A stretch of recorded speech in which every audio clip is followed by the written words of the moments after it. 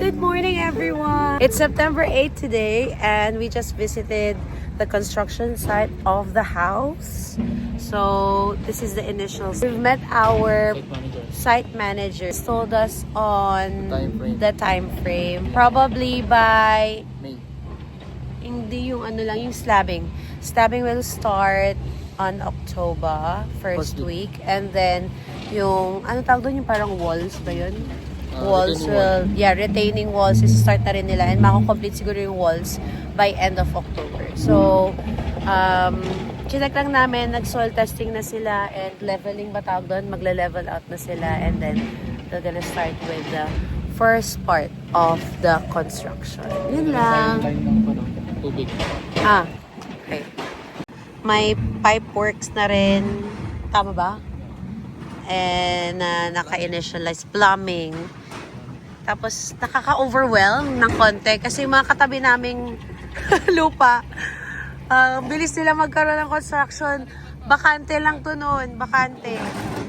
Tapos ngayon, ang dami ng bahay na ginagawa. So, mabilis lang silang gawa ng bahay dito. Hopefully, matapos by early next year yung bahay para hindi naman doble-doble ang gastos. Dad is here with us to look on the site as well. That's Dad.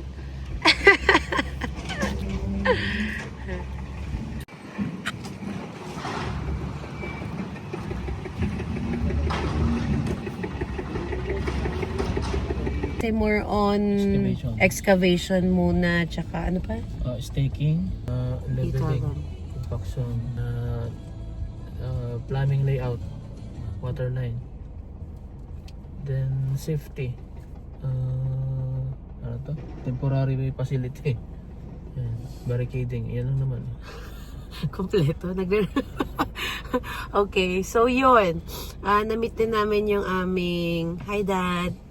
Mom and Dad is there, they're ever supportive, and Jaden also. So, na-meet namin si Justin ang aming, ano tawag sa kanya? Site manager. So, in-update lang kami. Magsa-start na sila ng slabbing and retaining wall this month. And makikita namin yung structure na mabubuo maybe by October. October this year. And we're looking at building the entire house for 6 months siguro. 6 to 9. Kasama na yun dun sa paperworks and all. Hindi lang yung hindi yung building kasama dun. Okay? Yun lang. Good morning, everyone. It's October 9, 2025, and we are having a second visit sa bahay na aming pinapagawa. Our last visit was, I think, a month ago. Yeah, so September 7, if I'm not mistaken. And a lot has happened since. Nagkaroon ako ng major surgery, and up till now, I'm still recovering from that. It's been more than 3 weeks. Praise God, okay naman ako. I'm recovering well by God's grace. And now that the Hubs is here, back here in Melbourne, we're gonna visit the house. So we're expecting that the slab has been casted. Yay! This is the footprint of the house.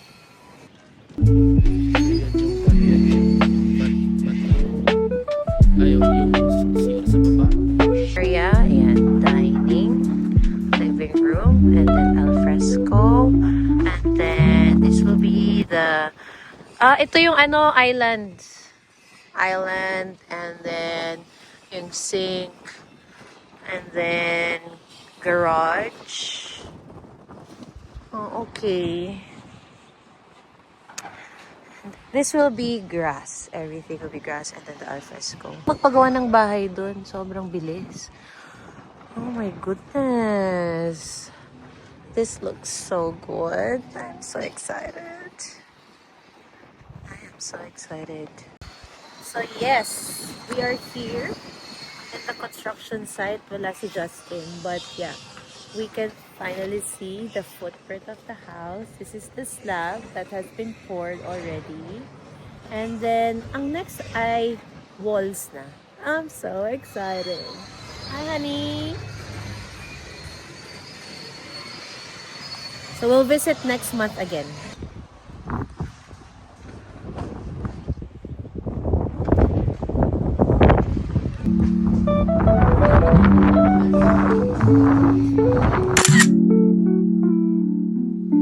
Galing na kami sa construction, walang tao doon. Pero we were able to see the progress and the shape of the house, yung kung gaano kalaki yung garahe and all. So, the next step would be installation of framing framing for na the yung wall. next. Yeah.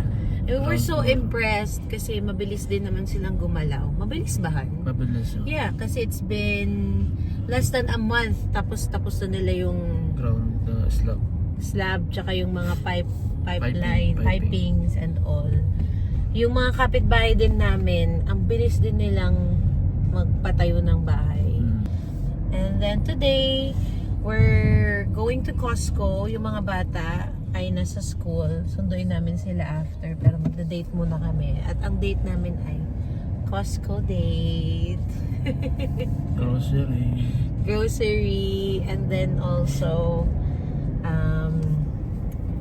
going to IKEA later. Just to check some stuff. Yun lang. Bye! Bye. We are in Costco. So we wanna... Ha? Ah, oo, ano? Ano yan? So, maganda to. Kasi it's just rechargeable. Nice. I like this. We're gonna put this on the side of our bed. Parang ganun. And mura lang. $49. Tapos, not that one. Ito, nakita din namin. Motion censored. What's this? Motion censored lighting. So, it's nice for the closet. And what's good about it is that one full charge will last up to 6 months though. Which is good. 6-month lifespan per charge. And then this will be for the under cabinet sa my kitchen. And $60. And then this one's nice too. It's solar, which you could use. We could use at the back of the house. Maganda to. Tsaka yun din.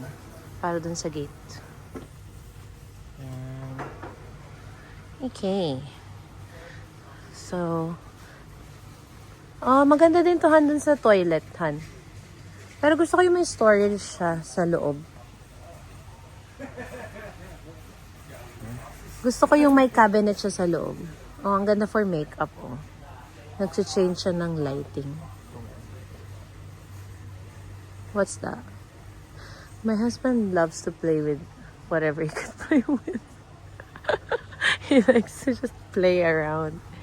He's such an engineer. Oh, honey, when we're bougie, we'll buy a bidet.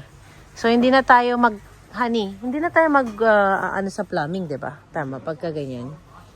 Papalitan lang natin yung toilet seat. Tapos, i-connect mo lang yan sa likod. Ayan. Which is safer kasi yung handheld flushes, di ba? Right? So, ito, washlet na siya. Hindi na siya bidet. I'm so excited. We'll get this. Oh my God, it's expensive. It's $1,000. Tabo-tabo muna tayo, guys. Oh, so nice. And look at this. Pendant lighting, Han. Medyo modern siya for our taste, pero... Oh, I love lights. Look at this. Solar pathway lights, Han. Solar pathway lights. Sa likod. Tsaka sa harap ng bahay din. We saw this, guys. This is so smart. Handheld brush. And you can use it sa kitchen. Sa toilet, pants. Oh, di ba? Ikaw na binibili natin battery? Parang 5. Oh. Rechargeable siya and it's eco-friendly. Hmm. Ilan battery yan? Dami naman na. 8. Tapos, 4 na AAA. Oh. $60. Is that smart? I think it is. Yeah. Isa lang na Every time tayo, tapos tinatapon lang natin.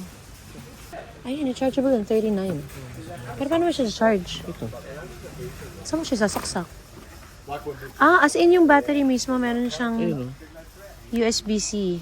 Oh my goodness, look at that. So, hindi na siya lithium batteries. Which is good for the environment, I think. And what's this?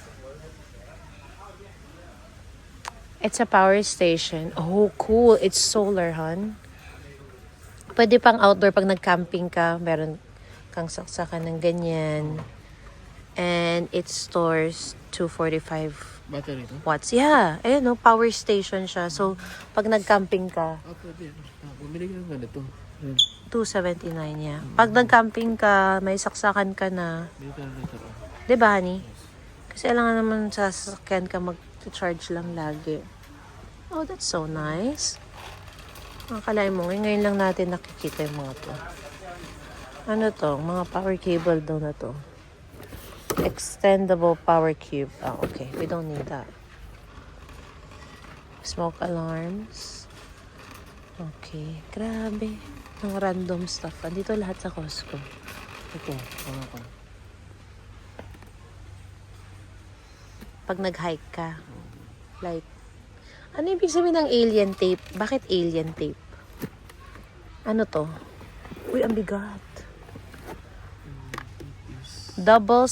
Double-sided siya na clear. Volt. Oh, may pa-volt. Check mo. Uy, 100 lang, oh. Di ba kailangan mo siya, honey? Laptop bag lang ba yan? Or... Ay, ang ganda. Matibay siya. And it's Samsonite. It's really for traveling. Itong asawa ko kasi, he's always traveling. Every month, he goes to Perth, flying in and out. And yung backpack niya is, since kailan yung backpack mo? 2017 pa yung Herschel niya na backpack ko, diba? Yung asawa ko, hindi magpapalit hanggat hindi nakikita ang butas-butas yung backpack niya. They want it, huh? Let's get it. It's Samsonite. Han, mura na siya. For a Samsonite, di naman yan, ano. Ano to?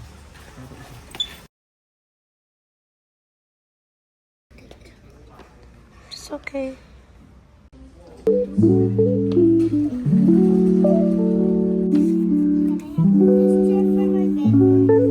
Yeah.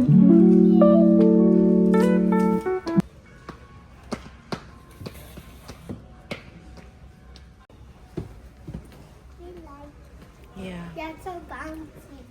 This is the couch that I like, and that one too.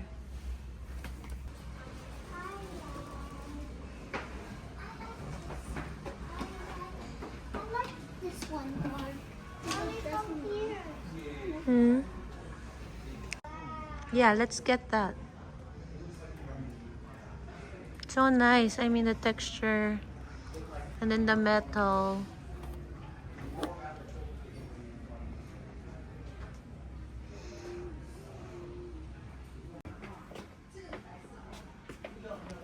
This is so nice because you can organize all of our stuff inside without cluttering yung bench top. Kaya magandang kumuha ng Here. I'm gonna show. Ito, pwede rin yung ganito. gayahin natin siya. Actually, ito yung style ng bahay natin, wood, white, green. Ito mismo yun ba? Kung gusto mo magpalit ng kama, kaya lang sayang naman yung kama natin. I want this bedroom. Let's see the look inside. I want this bedroom, mommy. Mommy. Yeah. What? I want. This could be our bedroom. Okay. Okay. No, but you live in IKEA. No. This is so nice.